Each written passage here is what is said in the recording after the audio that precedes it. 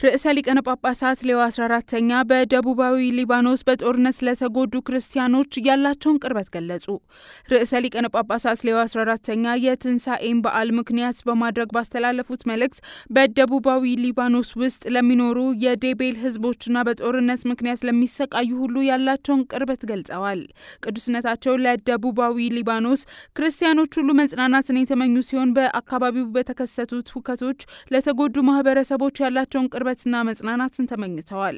በደቡባዊ ሊባኖስ የርዕሰ ሊቃነ ጳጳሳት ሌዮ 14ኛ ተወካይ ብፁዕ ፓኦሎ ቦርጊያ የርዕሰ ሊቃነ ጳጳሳቱን መልእክት በማስተላለፍ የጌታን ትንሣኤ እናከብራለን፣ እናንተም በህመም በጭንቀትና በሐዘን መካከል ብትሆኑም ተጽናኑ፣ ኢየሱስ ሞትን በክብር አሸንፏል በማለት መልእክታቸውን አስተላልፈዋል። ርዕሰ ሊቃነ ጳጳሳቱ ምእምናን ተስፋ እንዳይቆርጡ አሳስበው ጸሎታቸውና አንድነታቸው ከንቱ እንዳልሆነ አስታውሰው ምንም አይነት ጸሎትና የአንድነት ምልክት እንደሚያበረታ ገልጸዋል። የካሜሮን ካቶሊካዊት ቤተ ክርስቲያን ለታሪካዊው የርዕሰ ሊቃነ ጳጳሳት ሐዋርያዊ ጉብኝት ዝግጅት ጥሪ እንዲደረግ አቀረበች። በካሜሮን ባሜንዳ ሀገረ ስብከት ስለሚገኙ የቤተ ክርስቲያን መሪዎች ርዕሰ ሊቃነ ጳጳሳት ሌዮ 14ኛ ለሚያደርጉት ሐዋርያዊ ጉብኝት ክርስቲያኖች ከፍተኛ ተሳትፎ እንዲያደርጉ ጥሪያቸውን አጠናክረዋል።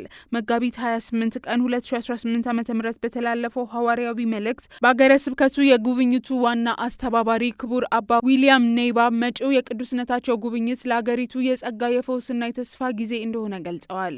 አባ ሞንሰን ዊሊያም በካሜሮን ባሜንዳ በሚደረገው ሐዋርያዊ ጉብኝት መንፈሳዊና ማህበራዊ ጠቀሜታን አጉልተው በመግለጽ ክርስቲያኖችና ሁሉም በጎ ፍቃድ ያላቸው ሰዎች በጸሎት እንዲዘጋጁና በንቃት እንዲሳተፉ አሳስበዋል። አባ ሞንሰን በመልእክታቸው የቅዱስ አባታችን ጉብኝት ልዩ መሆኑን በመግለጽ ይህ ጉብኝት እንደ ሌሎች ሐዋርያዊ ጉብኝቶች ሳይሆን በሀገራችንና በሀገረ ስብከታችን ያሳለፍናቸውን በርካታ ውጣ ውረዶች መለስ ብለን እንድናሰላስል ያደርገናል። ርዕሰ ሊቃነ ጳጳሳቱ የሰላም ልዑክ በመሆናቸው ለሀገራችን ልዩ ሰላም ይዘውልን ይመጣሉ በማለት ተናግረዋል።